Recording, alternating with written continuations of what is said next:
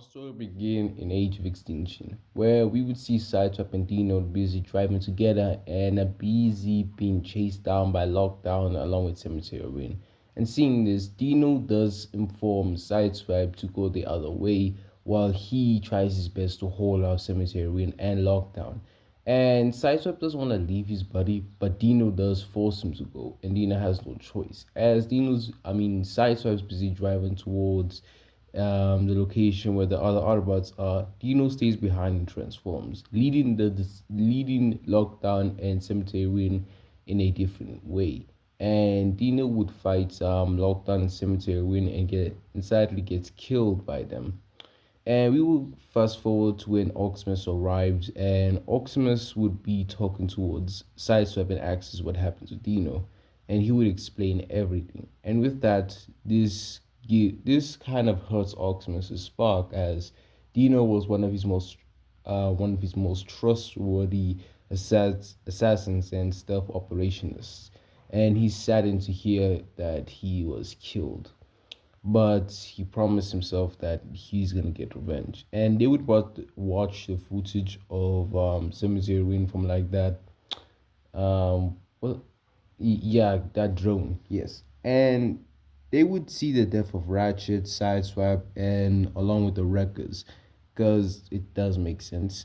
And with that, pretty much the Autobots do the same thing, like they do the same thing they did in the movie. They raid KSI and everything, and pretty much most of the movie will play out the same until the final battle, where things do get interesting. As when Optimus when Optimus and his Autobots arrive to Hong Kong to basically get the seed, they obviously get shot down. But three Autobots stay behind, and the other three obviously go. The three we obviously know: Optimus, Drift, and Crosses.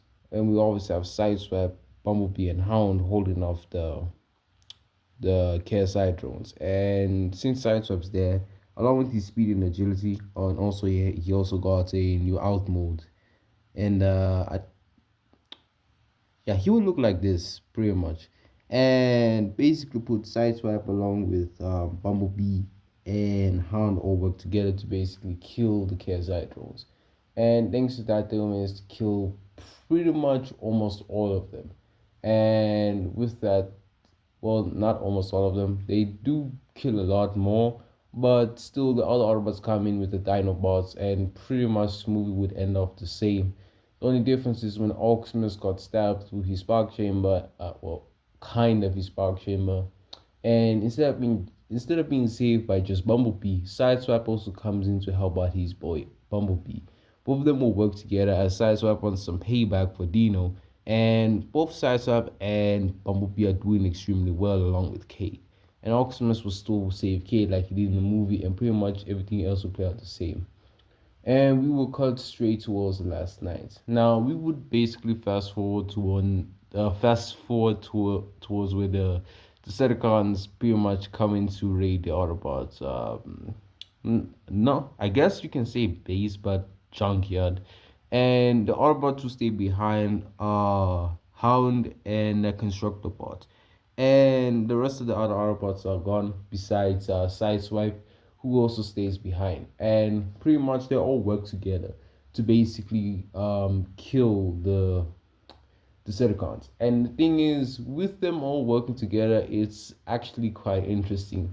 Hound will still fight Megatron like he did in the movie, and Sideswipe and that constructor, but I don't really know what his name was, but whoever that yellow arbor was, both of them work together to fight the other five Decepticons. And thanks to Sideswipe's swordsmanship and along with his incredible agility and speed, they would basically manage to kill two of the Decepticons, which is Dreadbot and I would have to say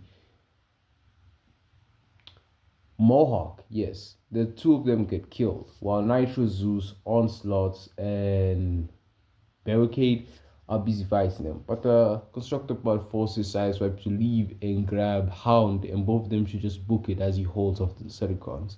And he manages to hold off all of them because I'm assuming that's why Hound survived because we never really saw that bot again. So he must have been pretty strong to allow Hound to escape, and that's kind of crazy. And yeah, pretty much he holds off every single one of them, including Megatron, and all four Decepticons are busy fighting them, and pretty much they rip him apart. But the thing is, he did well as Sideswipe and Hound managed to escape. And the rest of the movie will pretty much play out the same. The only difference is that Megatron will die at the end of the movie because Sideswipe comes in to help out Optimus, and both of them manage to kill Megatron, and Quintessa still survives, and pretty much the movie will end up the same. And even if Unicron survive, Optimus can just use the Matrix and kill him, so it doesn't matter. So yeah,